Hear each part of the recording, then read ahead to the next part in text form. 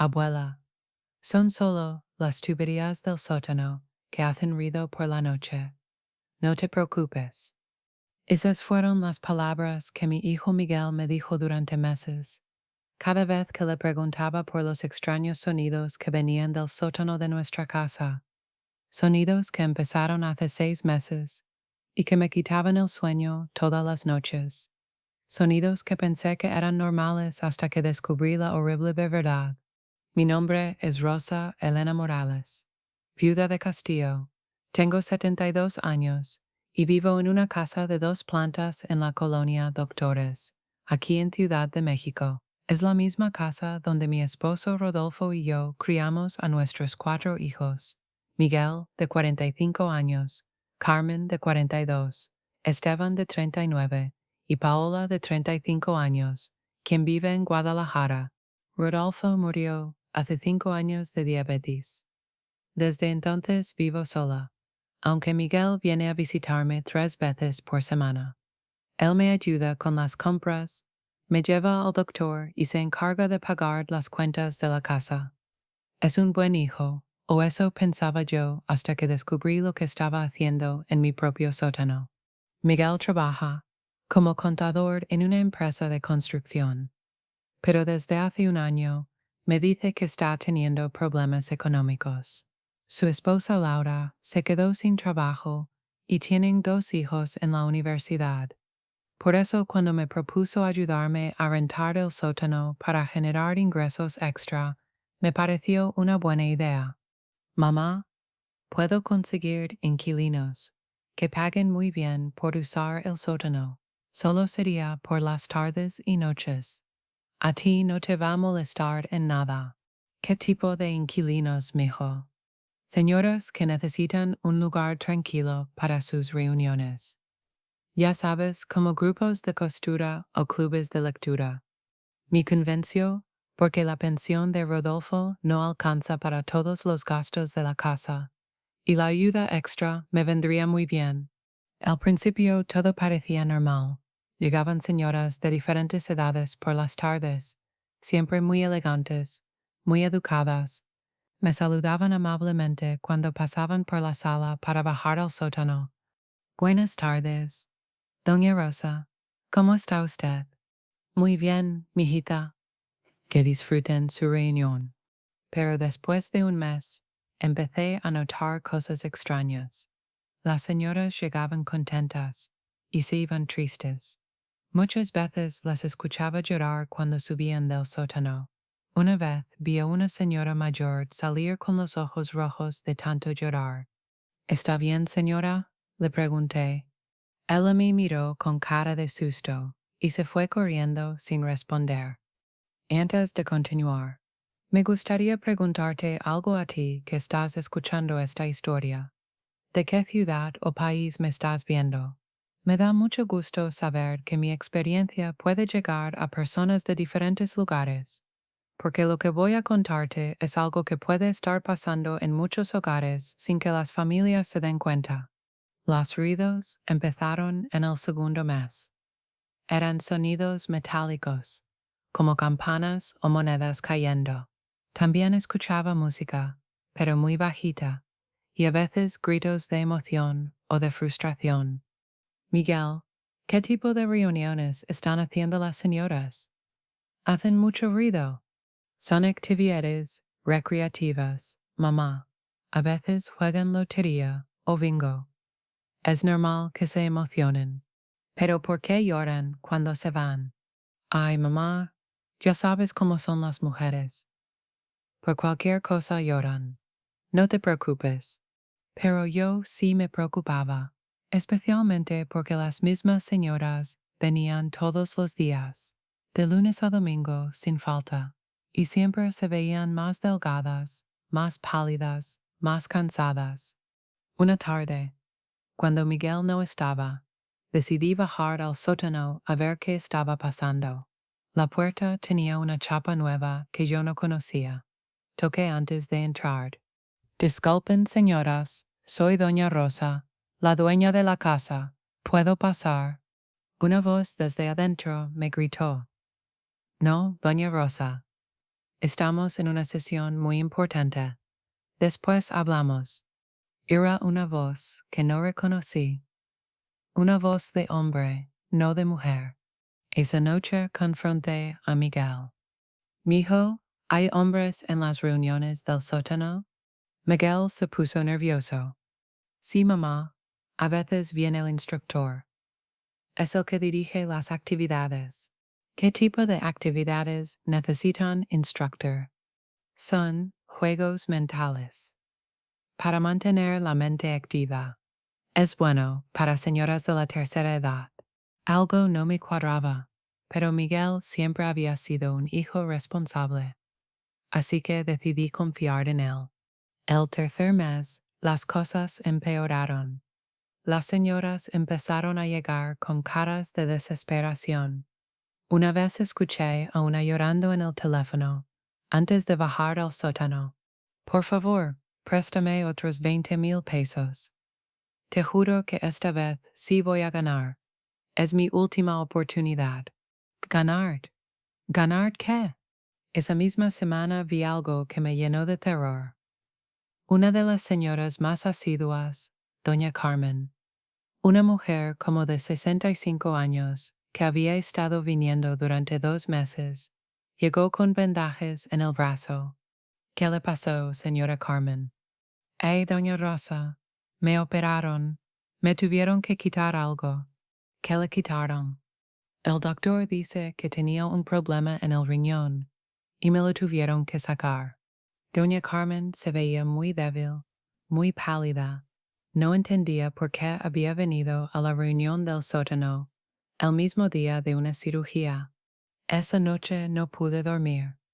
Todos los sonidos del sótano me parecían más fuertes, más ominosos.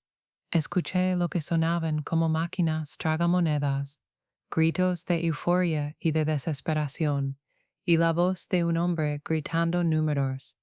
Número 27 en rojo. La señora Guadalupe pierde todo. A la mañana siguiente, esperé a que Miguel se fuera al trabajo y bajé al sótano. Esta vez no toqué la puerta, busqué la llave de repuesto que siempre guardamos en la cocina para emergencias. Lo que vi cuando abrí esa puerta me cambió la vida para siempre.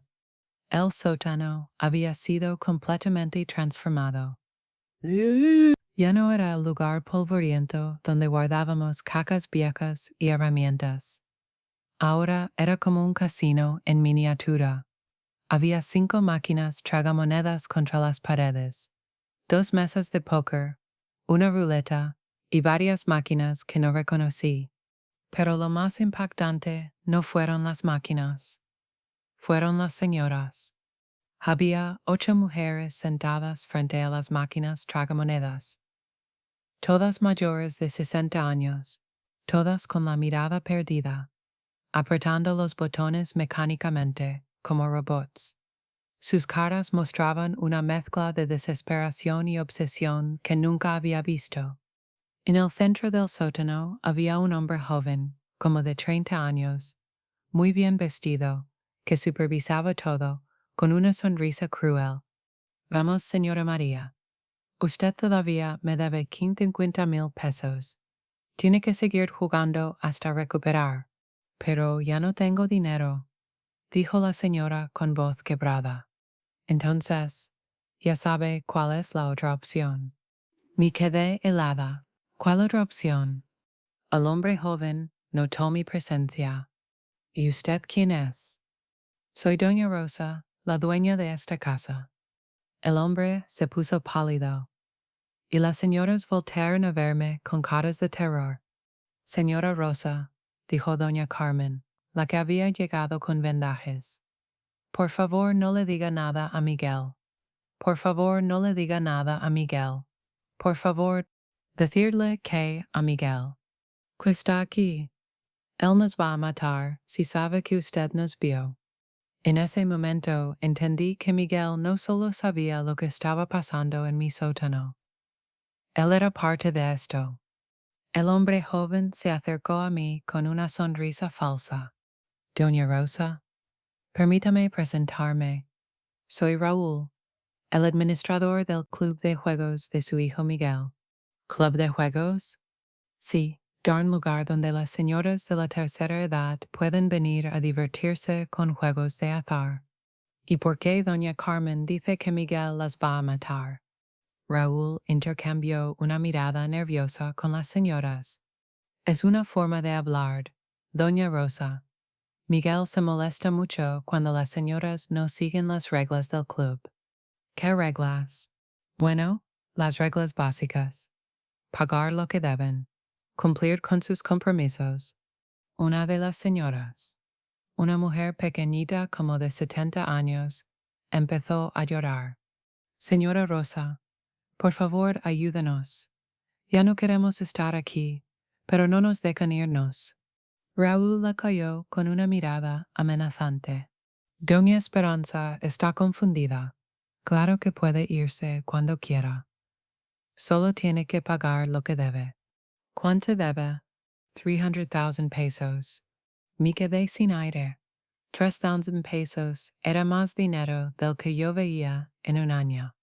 ¿Cómo puede deber tanto dinero una señora en juegos? Es que las apuestas son altas aquí, doña Rosa, pero también las ganancias. El problema es que doña Esperanza ha tenido mala suerte. ¿Y si no puede pagar? Otra mirada entre Raúl y las señoras. Esta vez más tensa. Hey, otras formas de pagar. En ese momento miré mejor a las señoras. Doña Carmen tenía vendajes en el brazo donde le habían sacado el riñón. Doña Esperanza tenía una cicatriz fresca en el cuello. Otra señora tenía parches en los brazos donde parecía que le habían sacado sangre. ¿Qué otras formas? Pregunté con el corazón latiéndome muy fuerte. Donaciones médicas, dijo Raúl bajando la voz. Estas señoras son muy generosas. Cuando no pueden pagar sus deudas con dinero, donan partes de su cuerpo que ya no necesitan tanto. Sentí que me iba a desmayar. Mi hijo había convertido mi sótano en un infierno donde ancianas eran forzadas a apostar hasta endeudarse y después pagar con sus órganos. Quiero que se vayan todas ahora mismo, dije con voz temblorosa. Me temo que no es posible, doña Rosa, dijo Raúl, y su voz ya no era amable. Estas señoras tienen deudas muy grandes. No pueden irse hasta pagarlas. ¿Y si no quieren seguir jugando? Raúl sacó su teléfono y me mostró una foto. Era doña Esperanza, la señora que había estado llorando, pero en la foto estaba golpeada, con la cara hinchada y los ojos morados. Esto es lo que pasa cuando alguien se niega a cooperar. Entendí que mi hijo no solo era un estafador, era parte de una mafia que torturaba ancianas. Señoras, les dije, vámonos todas de aquí, ahora mismo. No pueden, dijo Raúl bloqueando la puerta. Y usted tampoco, doña Rosa. Ahora que sabe nuestro secreto, forma parte del negocio. ¿Qué quiere decir? ¿Que yo se calle la boca? ¿O vamos a tener que asegurar su silencio permanentemente? Era una amenaza de muerte. En ese momento escuchamos la puerta de arriba. Miguel había llegado. Miguel, grité, baja aquí ahora mismo. Raúl me tapó la boca con la mano, pero ya era demasiado tarde. Se escucharon pasos bajando por las escaleras. Miguel apareció en la puerta del sótano. Cuando me vio ahí con Raúl y las señoras, su cara se transformó por completo. Ya no era mi hijo cariñoso. Era un extraño frío y calculador. ¿Qué está haciendo aquí, mamá? Miguel, ¿qué es todo esto? ¿Por qué tienes a estas señoras secuestradas? No están secuestradas, mamá. Están pagando sus deudas. ¿Con sus órganos? Miguel suspiró como si estuviera hablando con una niña tonta. Mamá, estas señoras vinieron aquí por su propia voluntad. Nadie las obligó a apostar. Nadie las obligó a endeudarse. Solo estamos cobrando lo que nos deben. Pero les están quitando partes de su cuerpo. Son donaciones voluntarias, mamá. Ellas firman documentos aceptando. Todo es legal. Nada de esto es legal, Miguel. Miguel se acercó a mí con la misma mirada fría. Mamá, usted tiene dos opciones. Se olvida de lo que vio aquí y sigue viviendo su vida tranquila arriba, o se convierte en parte del negocio. ¿Qué significa convertirme en parte del negocio? Miguel señaló las máquinas tragamonedas. Significa que usted también juega. Y cuando pierda todo su dinero, también paga con lo que tenga que pagar. Mi propio hijo me estaba amenazando con convertirme en una de las víctimas de su operación. Miguel, ¿soy tu madre? Hoy por eso le estoy dando opciones, mamá. A cualquier otra persona que descubriera esto, ya la habríamos silenciado permanentemente. Las señoras me miraban con terror. Sabían exactamente qué significaba silenciar permanentemente. ¿Cuánto tiempo llevan aquí? Les pregunté. Yo llevo 4 meses, dijo doña Carmen. Empecé apostando 500 pesos. Yo llevo 6 meses, dijo doña Esperanza. Debo 300,000 pesos, y ya me quitaron la vesícula, y una parte del hígado. ¿Dónde les hacen las operaciones? En una clínica clandestina, dijo otra señora. Hay doctores que trabajan para ellos. Era una operación mucho más grande de lo que había imaginado. No era solo mi hijo, era toda una red criminal. Miguel, le dije, esto se tiene que acabar. Estas señoras se van a sus casas ahora mismo. Miguel se rió. ¿Y quién va a pagar las deudas, mamá? ¿Usted? Si es necesario, sí. Son más de 2 millones de pesos en total. ¿Usted tiene 2 millones de pesos? No los tenía. Con la pensión de Rodolfo y mis pequeños ahorros, tal vez tenía 50,000 pesos en total. Entonces, mamá, no puede pagar. Así que estas señoras se queden. En ese momento, una de las señoras, que había estado callada todo el tiempo, se levantó de su máquina tragamonedas. Miguel, ya no puedo más. No tengo más órganos que dar. Ya me quitaron un riñón, parte del hígado y la vesícula. Los doctores dicen que si me quiten algo más, me voy a morir.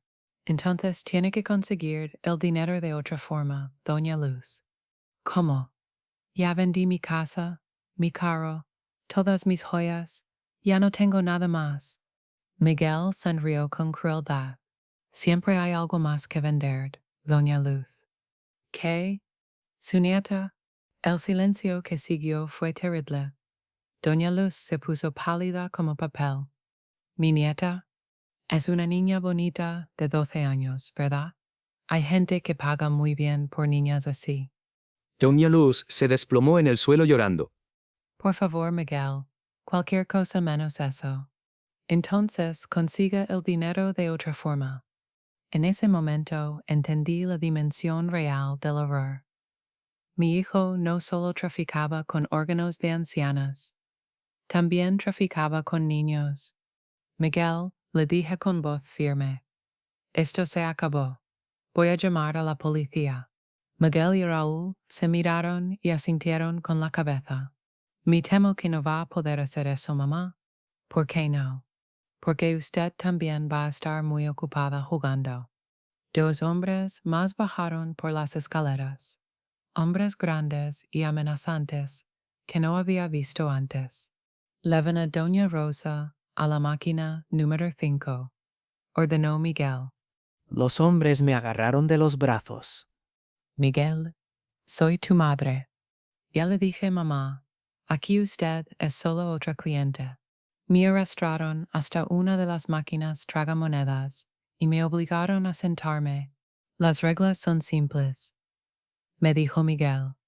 Usted va a jugar hasta que pierda todo su dinero. Después va a seguir jugando hasta que nos deba lo suficiente como para que tengamos que cobrarle con otras cosas. ¿Qué otras cosas? Miguel señaló a las otras señoras. Órganos. O información sobre el resto de la familia.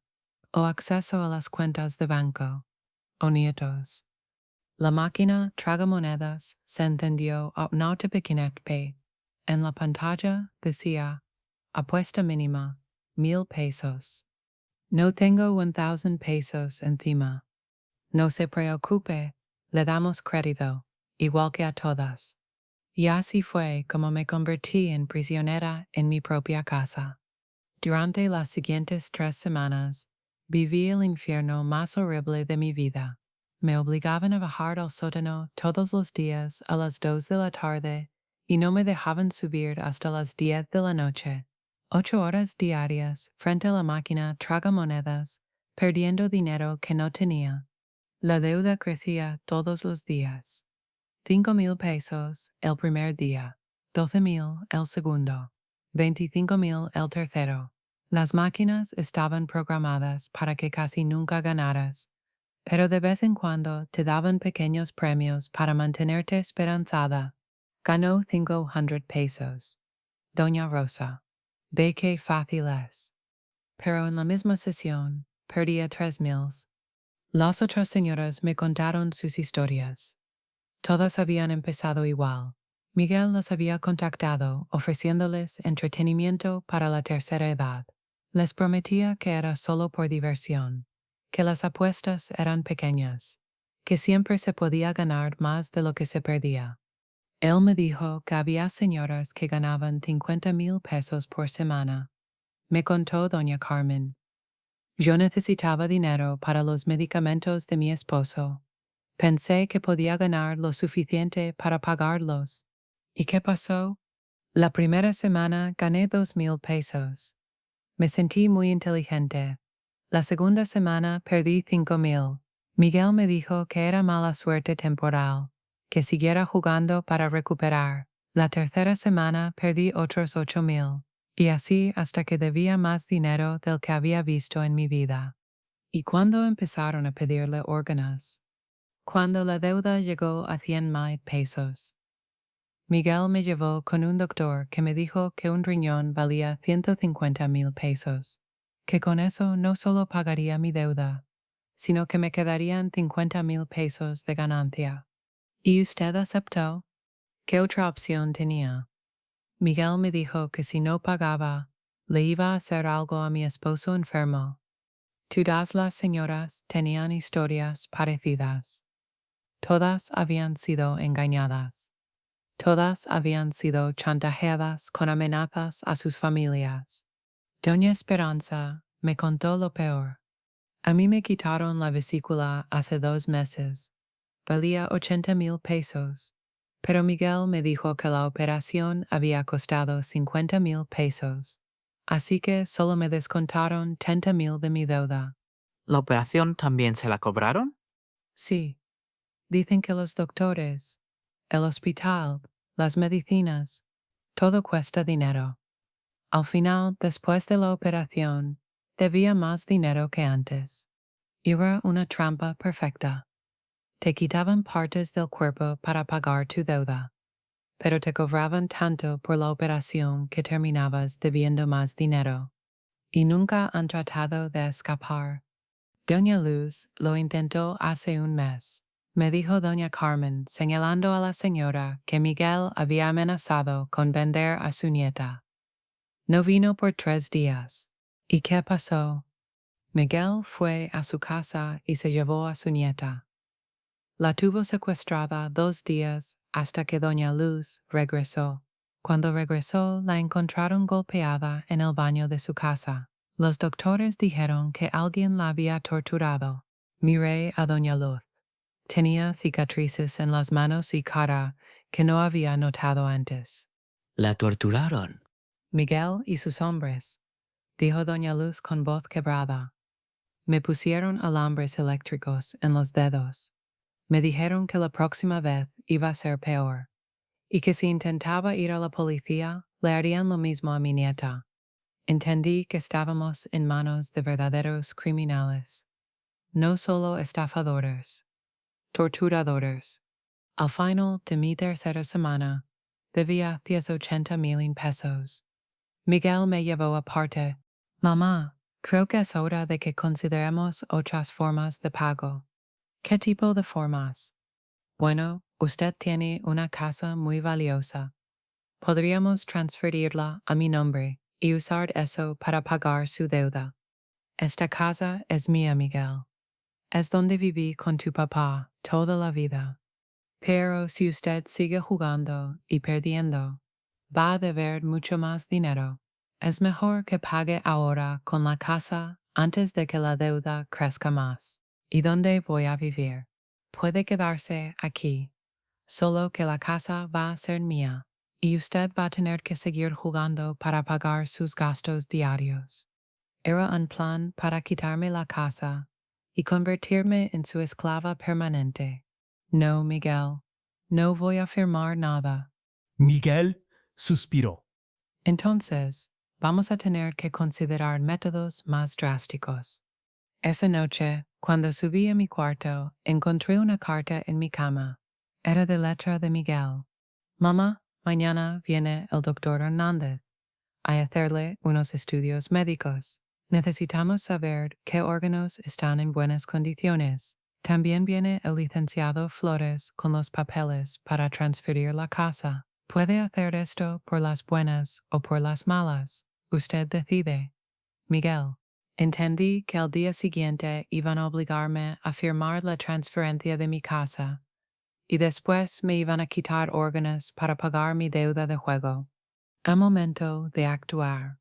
Esa noche esperé hasta que todos los ruidos del sótano se callaran. A las 2 de la madrugada, cuando estaba segura de que Miguel y sus cómplices se habían ido, bajé muy despacio al sótano.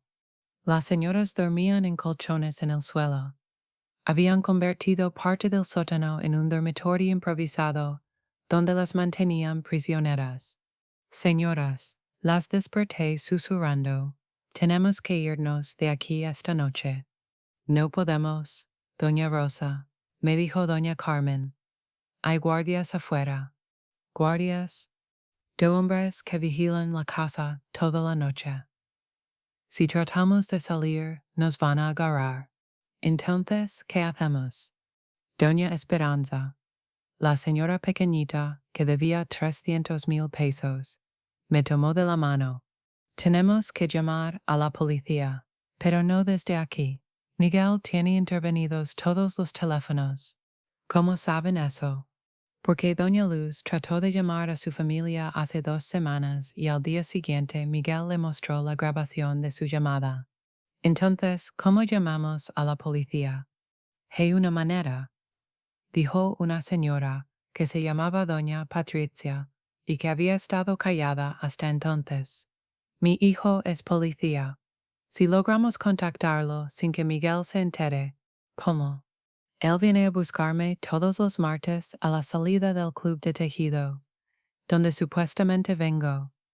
Si logro salir el martes próximo a la hora exacta cuando él llega, puedo contarle todo. Pero ¿cómo va a salir si hay guardias? Doña Patricia sonrió por primera vez desde que la conocí. Hay un conducto de ventilación que lleva del sótano al patio de atrás. Es pequeño, pero yo soy delgada. Puedo pasar. Era un plan arriesgado, pero era nuestra única esperanza. El martes siguiente, esperamos hasta las 5 de la tarde, cuando normalmente algunas señoras se iban del sótano. En la confusión de la hora de salida, doña Patricia logró meterse en el conducto de ventilación, mientras las demás hacíamos ruido para distraer a Raúl. 20 minutos después, escuchamos sirenas afuera. Miguel bajó corriendo al sótano con cara de pánico. Todos cállense. La policía está afuera.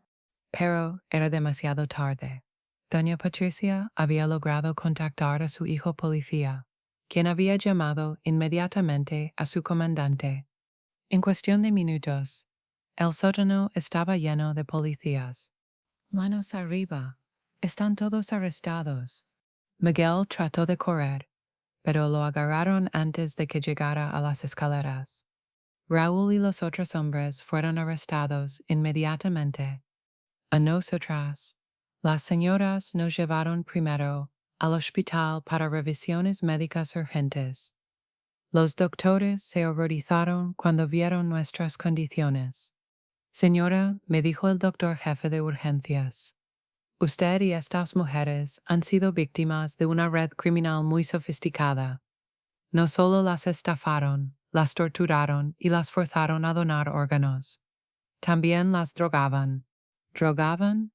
Los análisis de sangre muestran que todas tienen rastros de anfetaminas y otros estimulantes.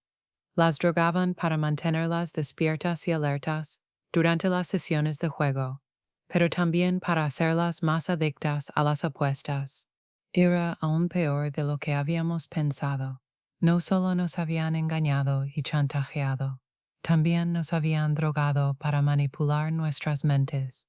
El proceso legal duró 8 meses. Durante la investigación descubrieron que la operación de Miguel era parte de una red criminal que operaba en 5 estados de México. Habían victimizado a más de 200 ancianas en 2 años. Los doctores que hacían las operaciones clandestinas fueron arrestados. Las clínicas ilegales fueron cerradas. Los compradores de órganos fueron rastreados y arrestados. Miguel fue sentenciado a 35 años de prisión por tráfico de órganos, secuestro, extorsión, tortura y explotación de ancianos. Durante el juicio, cuando le preguntaron por qué había hecho eso, dijo: estas viejas no tienen mucho tiempo de vida. Al menos así sus órganos sirven para algo útil. Ni siquiera mostró remordimiento por haberle hecho eso a su propia madre. Doña Luz murió 3 meses después del rescate. Los doctores dijeron que le habían quitado demasiados órganos y su cuerpo ya no pudo resistir, pero antes de morir logró reunirse con su nieta, quien había estado viviendo con otros familiares durante el secuestro. Doña Carmen se recuperó parcialmente. Con un solo riñón puede vivir una vida relativamente normal, aunque tiene que tomar medicinas para el resto de su vida. Doña Esperanza, la señora pequeñita que me enseñó a tener valor, se convirtió en mi mejor amiga. Ahora vivimos juntas en mi casa. Ella me ayuda con los quehaceres y yo la acompaño a sus citas médicas. Doña Patricia, cuyo hijo policía nos salvó, ahora da pláticas en escuelas y centros comunitarios sobre cómo reconocer este tipo de estafas. Yo tuve que ir a terapia psicológica durante 1 año para superar el trauma de haber sido traicionada por mi propio hijo, pero también para aprender a reconocer las señales de manipulación y abuso. Han pasado 2 años desde el rescate. Mi casa ya no tiene sótano. Lo mandé sellar completamente. No puedo ni verlo sin recordar esos meses horribles. Mis otros hijos, Carmen, Esteban y Paola, me apoyan mucho. Al principio no podían creer que Miguel hubiera hecho algo así, pero cuando vieron todas las evidencias y el testimonio de las otras víctimas, entendieron la magnitud del horror. Carmen ahora vive conmigo. Se mudó de su apartamento para acompañarme y asegurarse de que nunca más esté vulnerable a este tipo de manipulación. He aprendido varias lecciones importantes de esta experiencia terrible. Primero, que nunca debes confiar ciegamente en alguien solo porque es familia. El amor y la confianza se ganan con acciones, no con palabras. Segundo, que cualquier oportunidad de ganar dinero fácil es una trampa. No existe el dinero fácil. Si algo suena demasiado bueno para ser verdad, probablemente es una mentira. Tercero, que cuando algo te parece extraño o sospechoso, debes investigar inmediatamente.